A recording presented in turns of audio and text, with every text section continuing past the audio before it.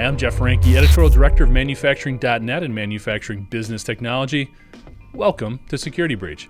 The balancing act continues when it comes to industrial cybersecurity, with the focus of many organizations split between focusing on known internal weaknesses or harnessing a better understanding of the external black hat organizations wanting to shut them down, steal data, or extort payments.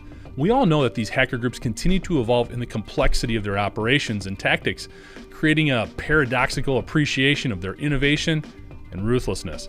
One stat that helps demonstrate this dynamic comes from the IBM Security X-Force Threat Intelligence Index, which shows a 94% reduction in the average time for the deployment of a ransomware attack. What took attackers over 2 months in 2019 now takes less than 4 days. Another example comes from OpenTech's 2023 Cybersecurity Threat Report that took a closer look at the notorious LockBit group. Not only have they dropped more malware than any other in the last year, but they've begun to implement triple-extortion tactics. Not only do they break in and encrypt data, but also leak some of this information and then initiate a distributed denial of service attack in driving up the pressure to pay the ransom. LockBit has also pioneered the use of a bug bounty program where they'll pay as much as $1 million to any hacker that can identify zero-day vulnerabilities within their malware strain. We're excited to announce that this episode of Security Breach is being sponsored by Palo Alto Networks. Protect your OT assets, networks, and remote operations with zero-trust OT security, powered by AI and machine learning while offering comprehensive visibility, zero-trust security for all OT environments, and simplified operations. For more information, please visit www.paloaltonetworks.com/network-security. Joining us to discuss these and other topics related to threat intelligence and how to prioritize it is Jonathan Tomek, VP of Research and Development of Digital Element and co-founder of ThoughtCon, a hacking and security conference hosted in Chicago. Jonathan, thanks so much for joining us today, and welcome to Security Breach. I know one of your big areas of expertise is threat intelligence, so why don't we just start from the beginning a little bit, set the table in terms of how you define it and where you feel like it sort of fits into cyber security planning. So threat intelligence is pretty simple. It obviously derives from just intelligence in general. Everybody likes the whole spy thing, but the concept of what threat intel is being able to know what threats are out there and how you can apply it to not just your organization, but to say, hey, these are bad things that are going to come at me. I should know about these threats and how can I apply it and protect myself. And we know this has evolved a great deal. Just looking at these organizations, they become much more complicated. Their tactics have evolved over time. What have you seen as being some of the biggest areas that have changed when looking at the threat intelligence landscape? Wow. The industry's just been changing over the past decade. We've come from like more of a manual approach where a lot of teams would go digging into finding out like who and what's behind these activities.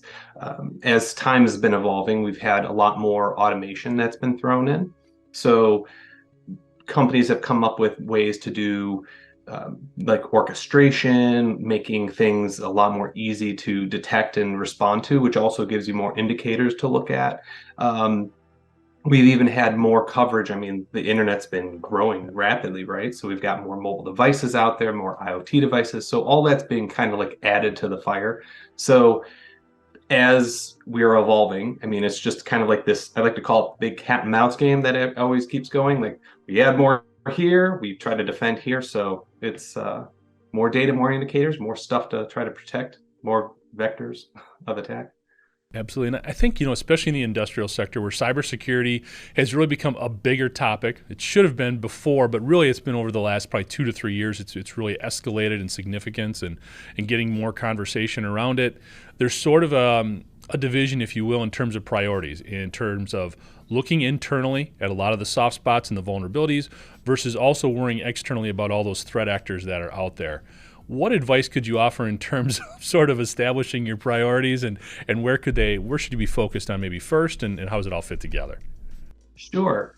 So I like to think that companies are not much different than humans in the same way. You treat yourself right, you do the normal exercise, you'll be healthy about things. Companies have the same premise, right? The healthier you are as an organization, the better you are about thinking ahead, the better off you're going to be. Like some of the lowest hanging fruit, such as have good password policies. That's a pretty basic thing for a lot of people, is an easy fix.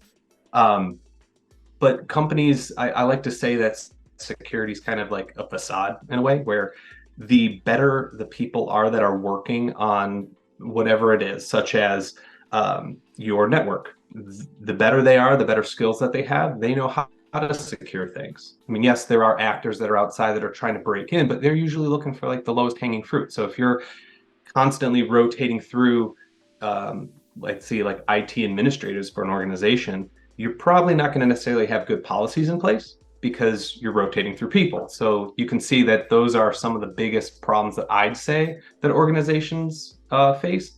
But in addition to that, if those are your biggest problems, that also means that the data that's coming into your organization is probably not that good either. So you're probably not really securing the organization, even if you might have a basic organization itself that's like, oh, well, we outsource the security to an MSSP. Well, that means you're not keeping your own hygiene either. You might not be practicing what you preach. So it kind of balances itself. So any organization that's going to be healthy is going to have really, I'm not going to say really good security, but just you're going to be better amongst everybody.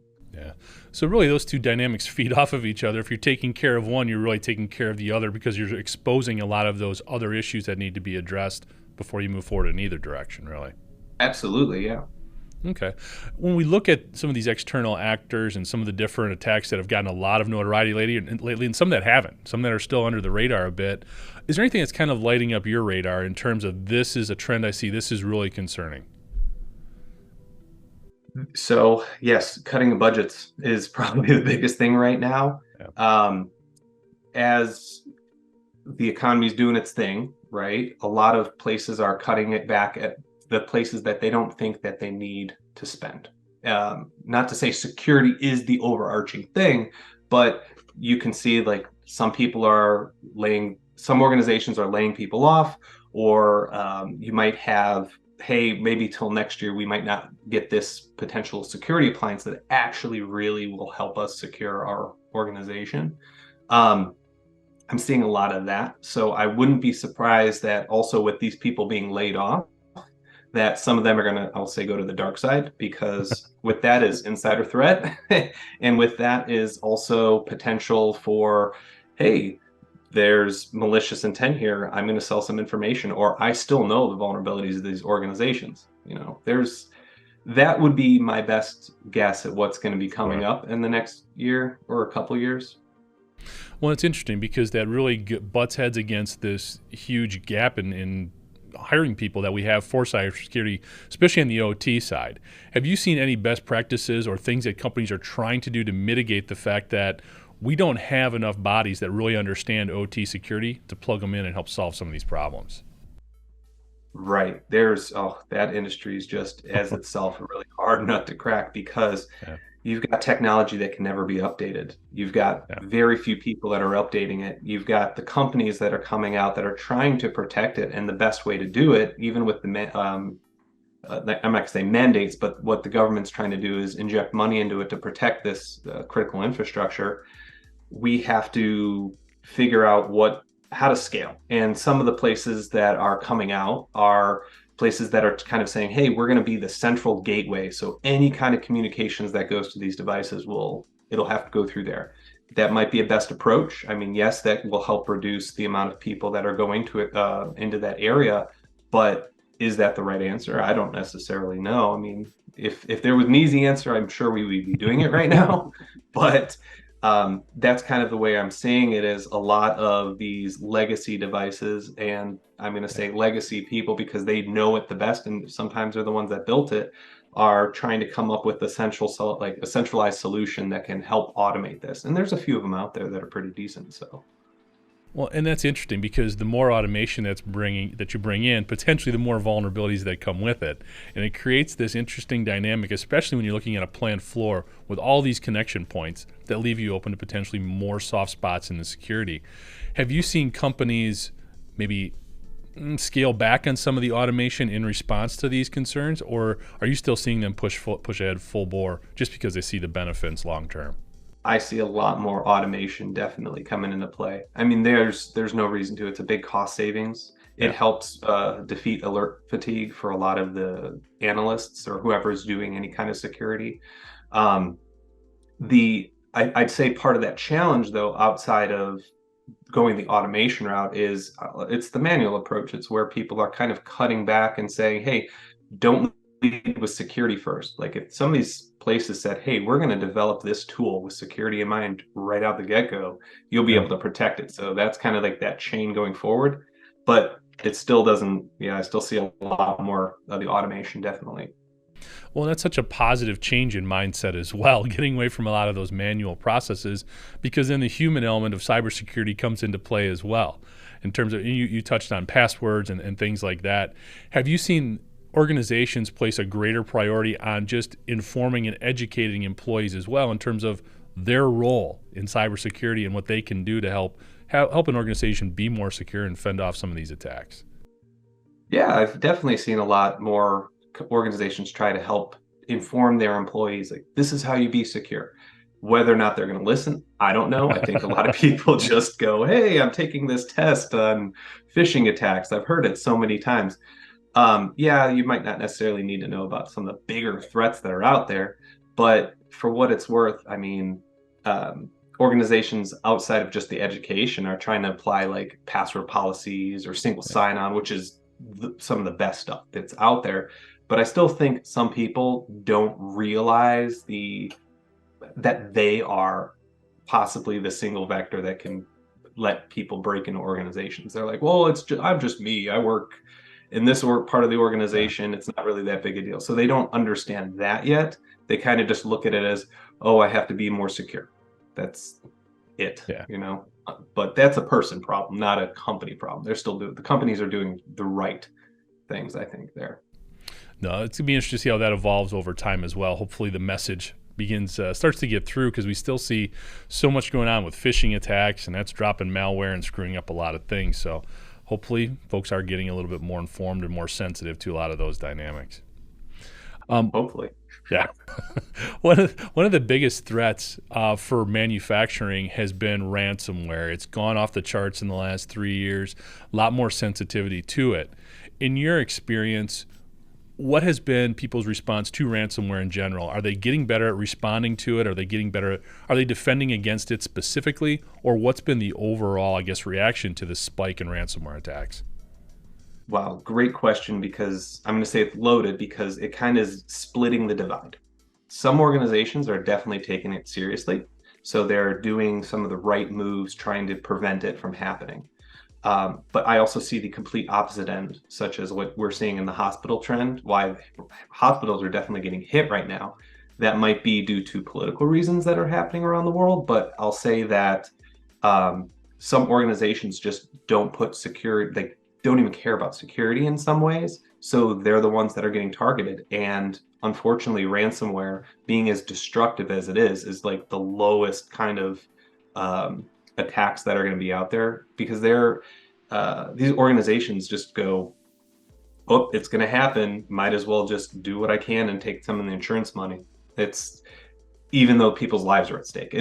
It's really odd to see it split that way, but that's why we're seeing it a lot more in the news, is because if it's something critical infrastructure being not just hospitals, but just OT, if it's going to shut down, say, a power station, then it's going to make the news. But other places that are actually, they have the money to secure this stuff, that actually know that this is a big problem, they're doing it. So that's why I say that divide exists. Absolutely. Well, we've been talking a lot about the bad guys. Let's talk about some of the good guys here. What can you tell us a little bit about Digital Element, some of the work that you're doing on the cybersecurity front? Sure. So Digital Element, it's been around for close to 2 decades, I think a little over that. And they are probably, if the reason I work with them, I believe them to be the best in the geo IP location arena. So the whole premise is to say, hey, this is not just where an IP address is generally, like, hey, it might be in this state, it might be in this country. It's tries to get as precise as possible, being privacy focused, so that we can figure out what is actually behind an IP address to give it some more context. And then some of the things that I work on are enabling us to know, hey, is this a VPN or proxy? Like, what kind of VPN or proxy to say? Is this malicious, nefarious, or residential proxy potentially? Because some of those are actually nefarious activities.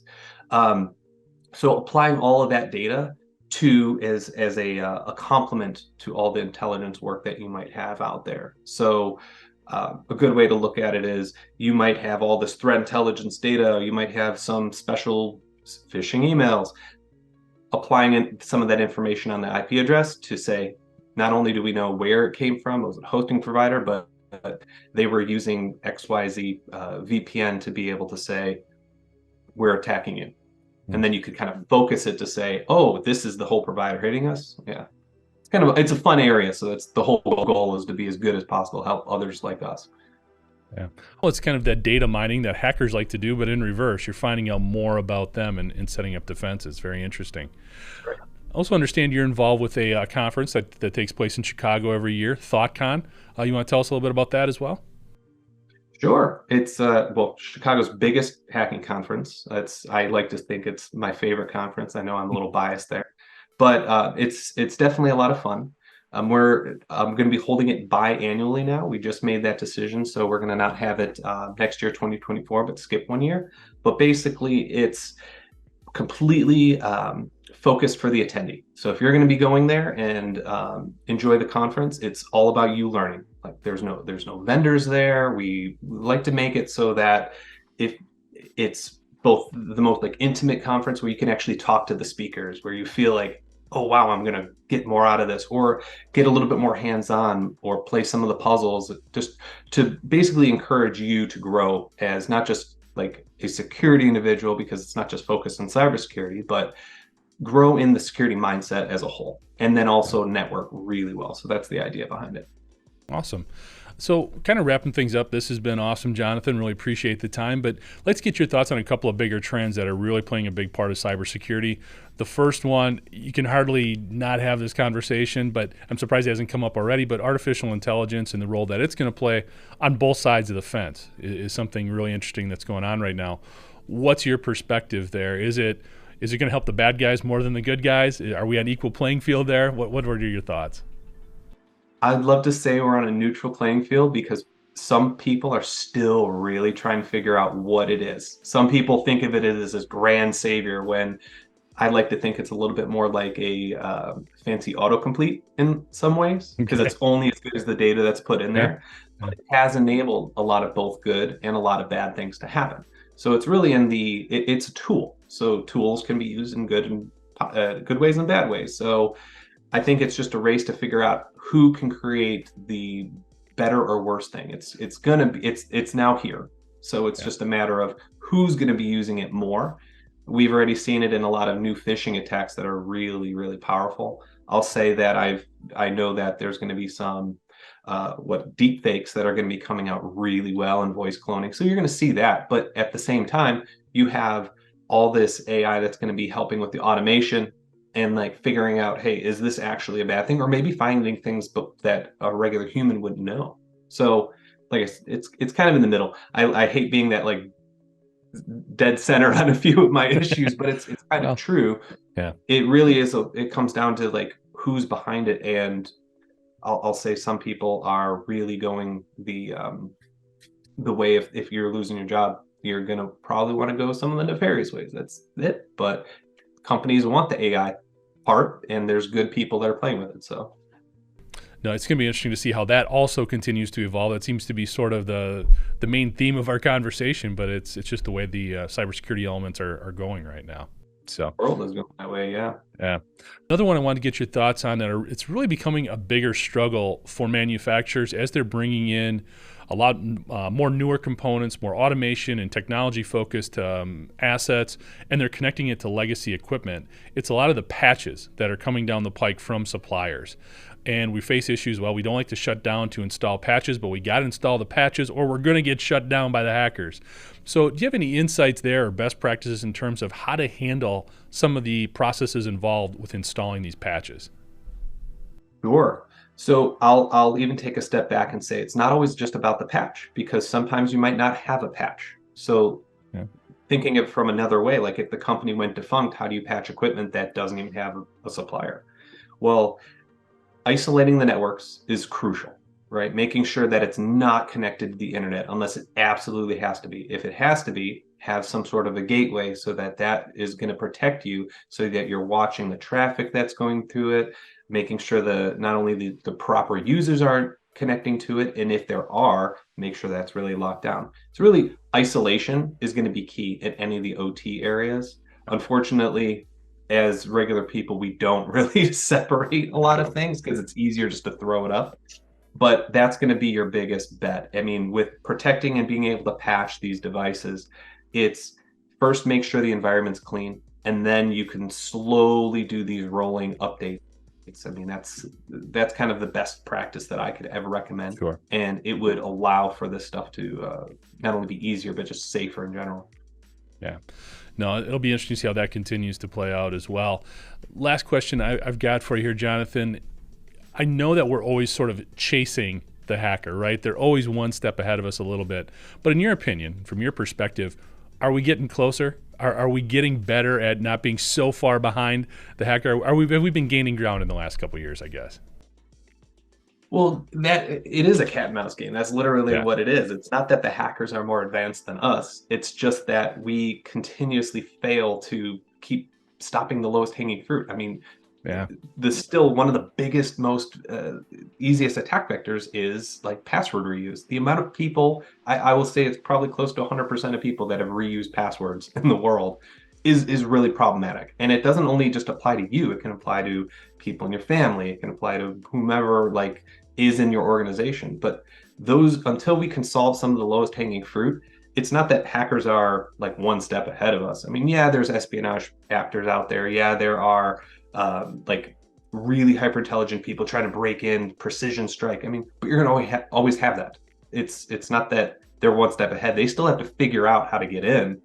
But because of these low hanging fruit, I mean, I'm gonna say that's why the hackers are ahead of us, is because of that. So that's the biggest thing. And there's too many things to cover in whether it's the OT space or just in general.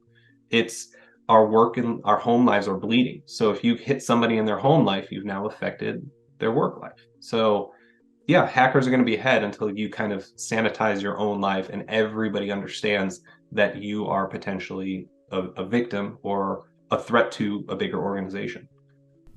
Well, I think that's great perspective, because sometimes this can become so daunting we don't know where to start.